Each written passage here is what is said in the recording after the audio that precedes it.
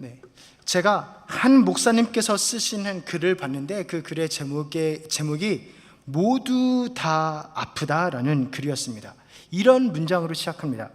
우리는 모두 아프다는 사실입니다. 어떤 사람은 아픈 것이 보이고 어떤 사람은 안 보일 뿐입니다. 누구는 더 아프고 누구는 덜 아플 뿐입니다 라는 문장으로 시작을 합니다. 이 아픔이란 것은 에덴 동산에서 하나님께서 세우신 질서가 깨지면서 이 아픔과 눈물과 질병과 고통이 이 땅에 들어왔죠. 혹시 성도님들 가운데 몸이 아프십니까? 아니면 마음이 아프십니까? 이 아픔, 슬픔, 상실, 고통은 우리에게 있을 수도 있고 없을 수도 있는 것이 아니라 인간이라면 필수 불가결한 그런 요소로 함께 살아가는 것이라는 것입니다. 육신의 질병은 하나씩 의학이 발달할수록 정복이 되지만 마음의 질병은 더 심해지고 있습니다. 이 글은 그 이유를 세 가지로 설명하는데, 첫 번째로는 점점 더 소가족으로, 개인주의적으로 바뀐다라는 거예요. 대가족이었다가 소가족으로 바뀌면서 혼자 생각하고 결정하고 판단하고 행동해야 될 경우가 훨씬 많아졌다는 것이죠. 그렇게 마음을 꺼내서 이야기할 사람들이 점점 더 줄어든다는 것입니다. 그래서 대가족일 때는 뭔가 마음의 어려움이 있어요.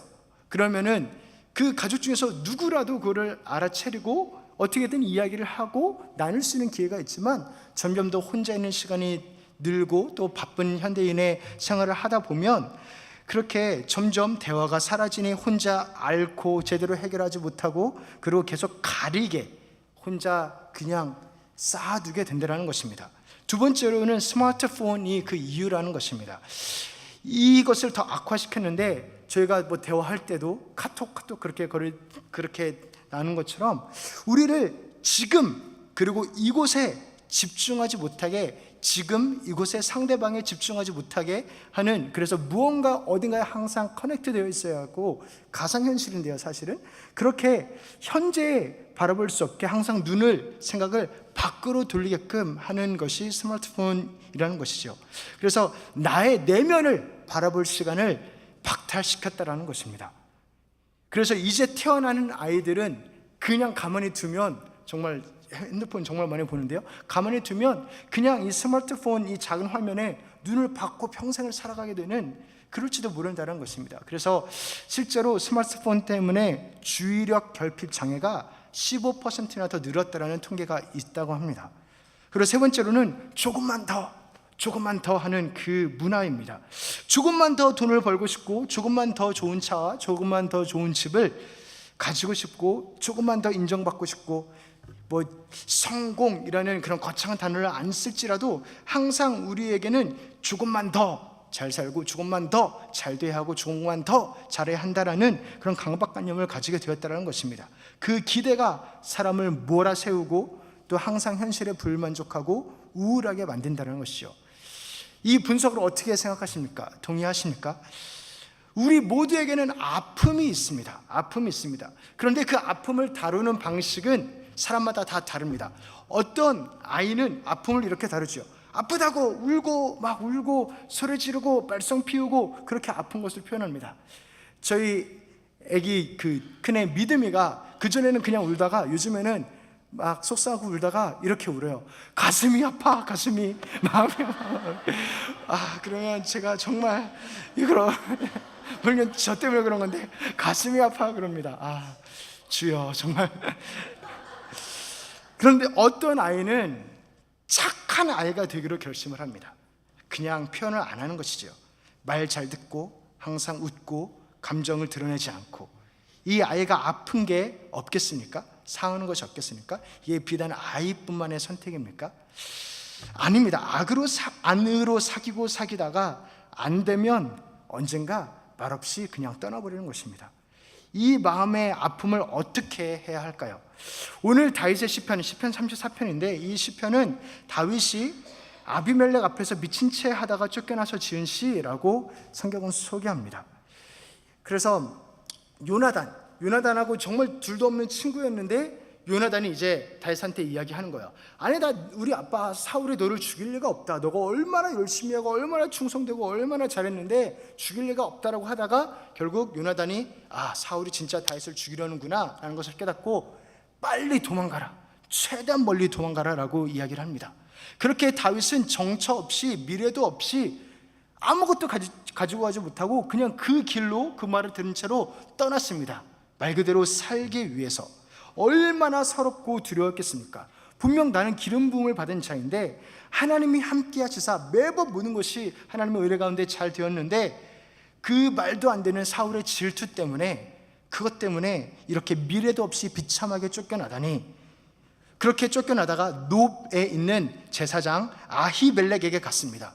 이 아히멜렉에 가는 장면을 사무엘상 21장에 보여주는데 아히멜렉이 다윗을 보고 떨었대요. 아니, 너가 왜 여기 있느냐? 당신은 왜 여기 있습니까? 그 처지와 그 상황이, 그 얼굴이 너무나 놀랍기에 떨면서 맞이했습니다. 그러면서 사무엘상 21장 1절 하반절을 이렇게 이야기합니다. 함께 읽겠습니다. 어찌하여 내가 홀로 있고 함께하는 자가 아무도 없느냐? 어찌하여 너가 혼자 있느냐? 너가 혼자 있을 그런 상황과 사람이 아닌데 어떻게? 이 아히멜렉이 보기에도 너무나 어처구니 없었던 것입니다. 너무나 이해되지 않고 안쓰러운 것입니다. 홀로 있느냐? 이 말에 외로움이 진하게 느껴지죠. 먹을 것이 좀 달라 했습니다. 칼을 달라 했습니다. 칼도 먹을 것도 없이 쫓겨나왔죠. 칼을 달라 하니까 다윗이 골리앗을 죽였을 때 썼던 그 칼이 있다라고 합니다. 그 칼을 보면서 다윗이 무슨 생각이 들었을까요? 내가 이 어렸을 때 하나님이 함께 하시사 하나님의 은혜로 이 큰 골리앗도 죽였었는데 지금 내 처지가 뭐람, 그렇게 생각하지 않았을까요? 이 도망가는 현실이 얼마나 믿기지 않았겠습니까? 그러나 그 칼을 이보다 더 좋은 칼이 없으니 실제로 그러하죠. 달라고 해서 받았습니다. 그 최고의 칼을 쥐고도 여전히 불안합니다. 두렵습니다. 칼이 자신을 보호해 줄 수 없다는 것을 너무나 잘 알기 때문입니다. 다시 두려움이 엄습합니다. 이렇게 고백합니다. 우리 10절 말씀 함께 읽겠습니다. 그날에 다윗이 사울을 두려워하여 일어나 도망하여 가드 왕 아기스에게로 가니. 얼마나 급하고 얼마나 절박했으면 원수였던, 자기가 그렇게 죽였던 그 블레셋 족속의 왕에게로 도망가는 것입니다. 아기스의 신하들이 다윗을 알아봅니다. 저기 저 사울은 천천히요, 다윗은 만만히로 단 그 다윗이 아닙니까? 라고 이야기하니까 다윗이 얼마나 불안했겠어요. 자기를 알아보면 이제 자기를 죽일 텐데. 근데 다행히 하나님의 은혜로 아기스가 다윗을 알아보지 못합니다. 다윗은 자신의 정체가 들킬까봐 정말 결단을 하고 무언가를 필사적으로 했어야 됐습니다. 그때 취한 행동이 무엇이냐면 미친 척을 하는 것이죠. 우리 함께 12, 13절 함께 읽겠습니다.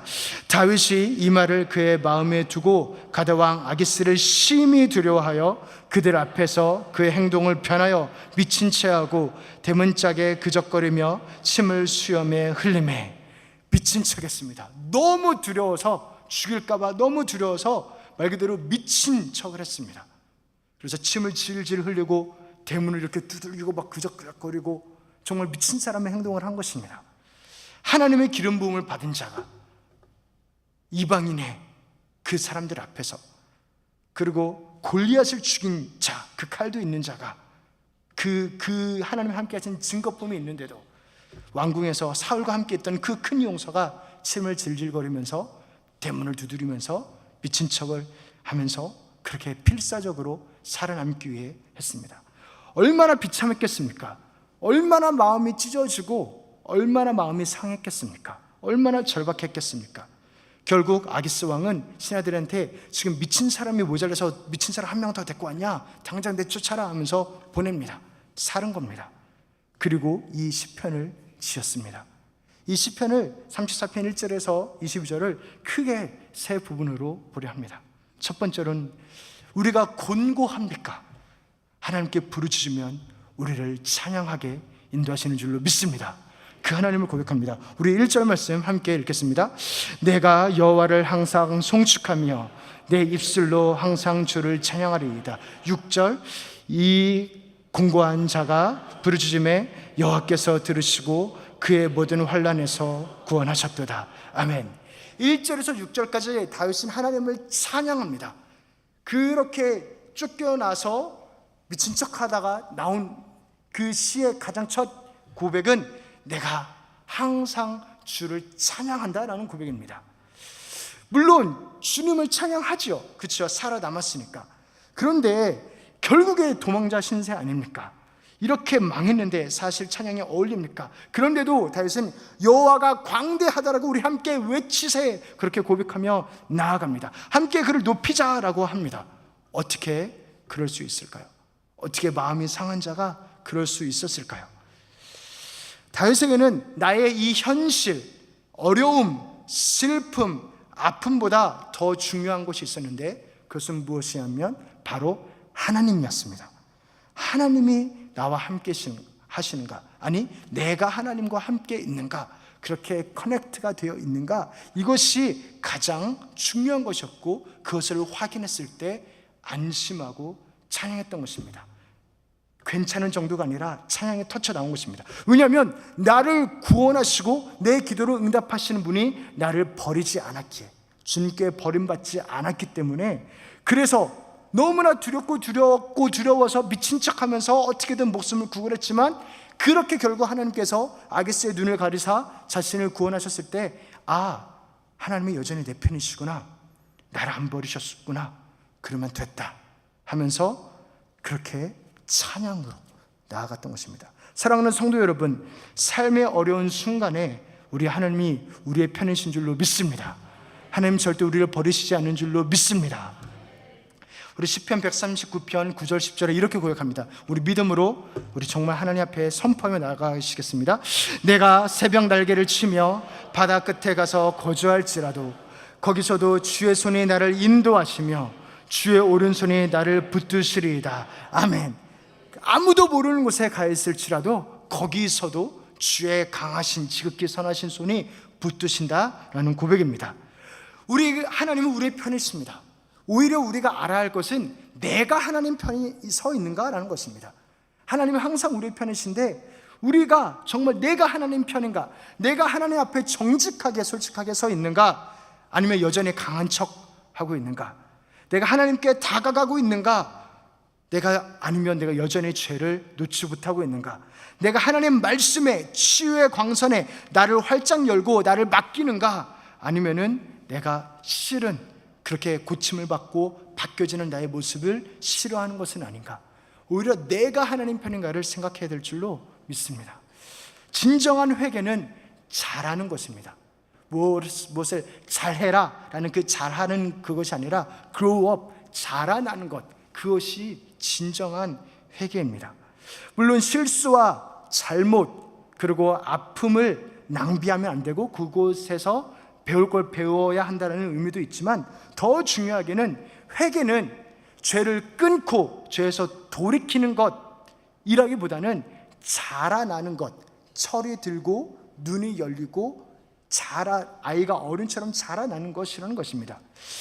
애처럼 죄와 그 결과를 볼 수 있는 눈이 없었기 때문에 그 죄를 저지르는 것입니다.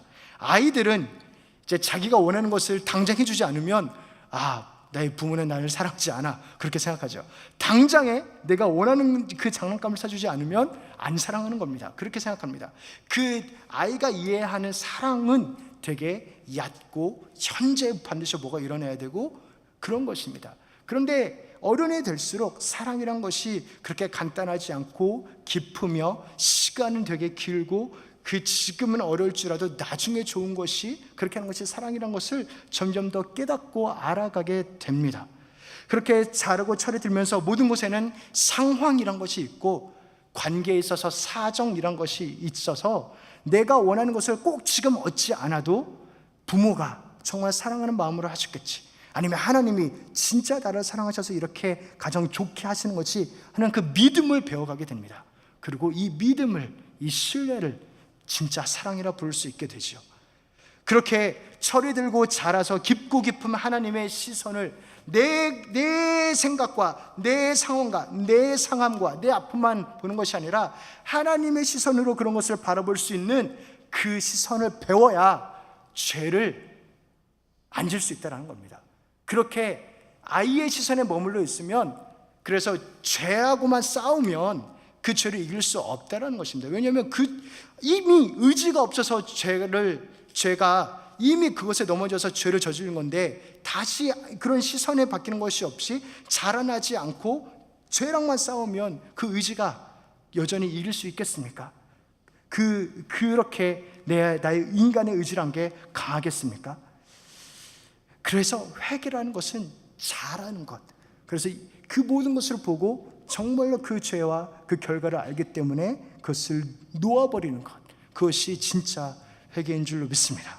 다윗은 환난과 아픔 속에서 자신을 놓지 않고 자신을 구원하신 하나님을 보면서, 우리 주님은 훨씬 크신 분이시구나, 나의 인간의 판단과 인간의 한계보다 훨씬 크신 분이시구나, 훨씬 사랑이 깊으신 분이시구나 하는 그 깨달음을 얻었습니다. 그렇기 때문에 찬양을 했던 것이죠. 뭐라고? 내가 연약할수록 더욱 귀히 여기사 높은 보좌 위에서 낮은 나를 보시는 주님, 여호와를 광대하시다, 내 생각과 내 상상보다 훨씬 크시다 고백하세, 그리고 그 구원을 기뻐하세 라고 찬양할 수 있었던 것입니다.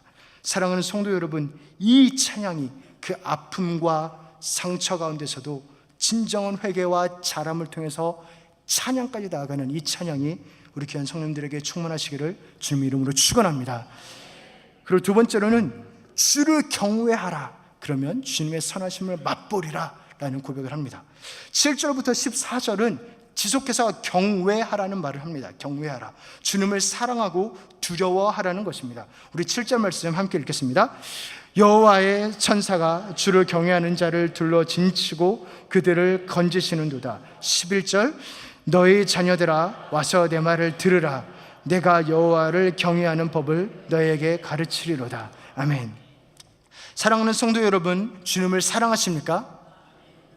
아멘. 주님을 두려워하십니까? 아멘.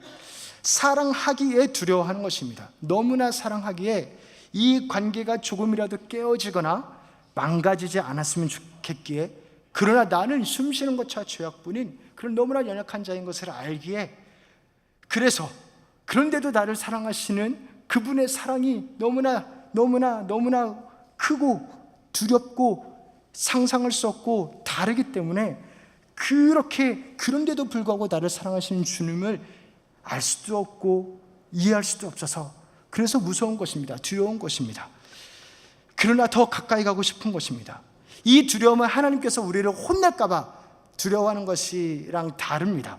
물론 우리가 죄인이기 때문에 죄를 짓고 그럴 때마다 하나님께서는 깨닫고 고치게 하기 위해서 혼내시지요. 그런데 그런 두려움이 아니라, 이 경외는 오히려 잘못했는데도 불구하고 더욱 사랑하시는, 더욱 가까이 하시는, 그 상한 마음 가운데 더욱더 가까이 오시는 그 주님을 보고, 아니 뭐지 이게, 그렇게 내 머리로는 이해할 수 없는 데서 오는 그 거룩함과 신비로움을 사실은 그 볼 때 오는 두려움입니다. 그래서 오늘 설교 말씀의 제목이기도 한데, 그래서 다윗은 너희는 여호와의 선하심을 맛보아 알지어다, 그에게 피하는 자는 복이 있도다 라고 고백하는 것입니다. 우리 8절 말씀 함께 읽겠습니다. 시작. 너희는 여호와의 선하심을 맛보아 알지어다, 그에게 피하는 자는 복이 있도다. 아멘. 여기서 맛보아 알지어다인데, 여호와의 무엇을 맛보라고 하냐면 선하심이래요. 여호와의 사랑을, 여호와의 긍휼을, 여호와의 은혜를, 용서를, 아니면 여호와의 능력을, 영광을 맛보아 알지어다 하지 않고 선하심을 맛보아 알지어다 이야기합니다. 선하심. 선하다는 것이 어떠한 표현이냐면, 내 머리로는 도저히 이해가 되지 않지만 주님은 항상 좋으십니다 라는 것이 선하다라는 표현입니다. 아니, 어떻게 세상에 일어나는 일 중에서 어떻게 주님을 항상 선하시다라고 고백할 수 있겠어요? 나에게나 누군가에게나 이 땅에는 죄악이 관영한데, 그런데 그럼에도 불구하고 선하시다라고 고백하는 것은 이미 인정하는 것입니다. 주님은 지극히 선하십니다. 내 머리와 내 상황과 내 힘듦과 내 아픔으로는 이해되지 않고 고백할 수 없지만, 그럼에도 불구하고 주님은 항상 선하십니다 라는 그 고백, 주님은 지극히 선하십니다, 주님이 하시는 모든 일은 선하십니다 라는 고백, 이 고백이 이 거룩함을, 경외함을 가지고 하는 고백인 것입니다. 그래서 다윗의 입장에서는 사울에게 이유 없이 억울하게 쫓겨난 것도, 원수의 땅으로 도망가야 하는 것도, 미친 척해야 하는 것도, 이렇게 상한 마음도, 이 어려운 난제도, 포기하고 싶은 마음도, 너무나 연약한 모습도, 죽고 싶을 만큼 힘든 것도 다 주님의 선하심입니다 라는 고백인 것입니다. 그게 진짜 경외인 것입니다. 선하심을 맛보아 알지어다. 맛보는 것은 머리로 이해하는 것과 다르죠. 그냥 음식 프로그램을 보면서 이 재료를 넣고 이 재료를 넣고 이렇게 끓이면 이런 맛이 나겠지 상상하는 것과 실제로 맛보는 것과 다르지요. 맛보아 알지어다. 하나님의 여호와의 지극히 선하심을 맛보아 알지어다. 맛보아 알지어다. 하나님의 은혜의 맛, 감당 못할 사랑의 맛, 모든 것을 합력하여 선을 이루시는 그 맛을 맛보아 알지어다. 다윗은 우리에게 도전을 주고 하나님 앞에 그렇게 기도하라 합니다. 마음이 상할 때. 우리 함께 로마서 8장 28절 함께 읽겠습니다. 우리가 알거니와 하나님을 사랑하는 자 곧 그의 뜻대로 부르심을 입은 자들에게는 모든 것이 합력하여 선을 이루느니라. 아멘. 얼마나 좋은 말입니까? 얼마나 다행입니까? 얼마나 감사합니까? 누구에게 이러한 선하심이 합력하여 선을 이루는 이 선하심이 임한다고요? 주의 뜻대로 부르심을 받은 자. 이 주의 뜻대로 부르심을 받은 자는 얼마나 하나님 앞에 사랑을 받은 자이겠습니까? 그런데 말씀은 그렇게 이야기하지 않아요. 하나님께 사랑받은 자, 곧 주의 뜻대로 부르심을 받은 자라고 이야기하지 않습니다. 오히려 하나님을 사랑하는 자. 우리 다시 한번 말씀 보여주실까요? 우리 다시 한번 8장 28절 함께 읽겠습니다. 시작. 우리가 알거니와 하나님을 사랑하는 자 곧 그의 뜻대로 부르심을 입은 자들에게는 모든 것이 합력하여 선을 이루느니라. 아멘. 하나님을 사랑하는 자, 하나님을 두려워하는 자, 하나님을 경외하는 자, 그런 자가 모든 것이 합력하여 선을 이루시는 하나님을 깊게 경험하는 것입니다. 하나님은 지극히 선하시다. 어떤 상황에서도 하나님은 선하시다 고백하게, 그렇게 경외, 두려움과 사랑을 고백하는 자, 이러한 자는 주님께 피하는 자입니다. 그래서 8절 말씀에 여호와의 선하심을 맛보아 알지어다 하고 주님께 피하는 자는 복이 있도다 고백합니다. 문제를 해결해 달라고 하는 자가 아니라 그저 좋으신 하나님 안으로 들어가 버리는 자, 그 자가 복된 자인 것입니다. 그래서 세 번째로는 다윗은 34편을 통해서 이렇게 우리에게 도전합니다. 마음이 아픈가? 그러면 부르짖으라. 그러면 가까이 하시리라. 15절에서 22절은 피하는 방법을 알려줍니다. 주님께 피하는 자가 어떻게 피하는 건지를 알려줍니다. 우리 함께 15절 함께 읽겠습니다. 여호와의 눈은 의인을 향하시고 그의 귀는 그들의 부르짖음에 기울이시는도다. 18절 여호와는 마음이 상한 자를 가까이 하시고 충심으로 통회하는 자를 구원하시는도다. 아멘. 사랑하는 성도 여러분, 몸이 아니면 마음이 아프십니까? 그러면 우시기 바랍니다. 여호와께서는, 우리 주님께서는 우는 자들과 함께 우시는 주님이십니다. 힘드십니까? 그러면 기대시길 바랍니다. 수고하고 무거운 짐진 자 다 내게로 오라. 네가 너희를 쉬게 하리라 하시는 분이 우리의 주님이십니다. 그리고 또한 마음이 상하셨습니까? 그러면 주님께 부르짖으시길 바랍니다. 주님께 피하시길 바랍니다. 토로하고 회개하고 돌이키고 회개해서 자라나시기를 바랍니다. 하나님께서는 마음이 상한 자를 가까이 하시는 분이십니다. 그리고 반드시 구원하시고 그 선하심을 맛보게 하시는 분이십니다. 결국 이 하나님과의 관계가 전부입니다. 그것이 제대로 서 있으면 다 된 것입니다. 사랑하는 성도 여러분, 하나님을 피하지 마세요. 하나님을 피하지 마십시오. 그가 나를 수술하는 것을 거부하지 마십시오. 두려워하지 마십시오. 차마 꺼내기 어려운 상처가 있으십니까? 하나님을 신뢰하시고 하나님께 자신을 맡기고 그 안으로 피하시기를 부탁드립니다. 예수님은 나의 기쁨, 나의 즐거움, 평강을 위해서도 죽으셨지만 예수님은 나의 아픔, 상처, 고통을 위해서도 십자가에 달리셨습니다. 십자가 내가 처음 볼 때 나의 큰 고통 사라져. 오늘 믿고서 내 눈 밝았네. 내 참 기쁨 영원하다. 하나님의 사랑은 한없이 부드럽지만 그 무엇보다도 한없이 강합니다. 수단과 방법을 가리지 않고 당신이 나의 하나님이신 것을 증명하십니다. 그래서 살아계신 하나님께서는 어제나 오늘이나 내일이나 변하지 아니하고 사랑을 우리에게 부어주십니다. 그리고 중력이 모든 것을 다 땅으로 끌어내리듯이 하나님의 사랑은 무엇을 하냐면, 지극히 선하신 하나님의 사랑은 우리를 주님께로 끌고 내려와서, 끌고 올라가서, 끌고 가서 하나님만 바라보게 하십니다. 하나님만 바라보게 하는 것이 하나님의 사랑의 강함이고 역할입니다. 더 이상 나를, 나 자신을, 나 자신의 욕심을, 나 자신의 상처를, 나 자신의 아픔을 바라보지 않고 하나님만 바라보도록 이끕니다. 이번 청년 여름 연합 수련회의 주제 구절이 시편 34편 8절입니다. 저희가 항상 주제가를 만들었는데, 이 주제가를 만들면서 정말 상한 마음을 가지고 하나님 앞에 나아갔습니다. 기도하면서 깨달으면서 하나님께서 보여주시면서 제가 너무나 마음이 아팠던 것은, 내가 하나님을 사랑한다 하면서도 이렇게 말을 안 듣는구나 하는 나 자신을 보는 것입니다. 정말 하나님을 사랑한다라고 고백은 하면서 너무나 굳어져 있구나 하는 것이 없습니다. 그게 가장 큰 저에게 상처죠. 사실은 하나님이 이 상한 마음에 가까이 하십니다. 우리 함께 18절 말씀인데, 우리 성경을 보시고 한번 18절 한번 보시겠습니다. 18절 시작. 여호와는 마음이 상한 자를 가까이 하시고 중심으로 통회하는 자를 구원하시는도다. 마음이 상한 자를 가까이 하시는 주님, 그 주님께서 은혜를 부으시고 선하심을 맛보게 하십니다. 우리 함께 한번 그 주제가 한번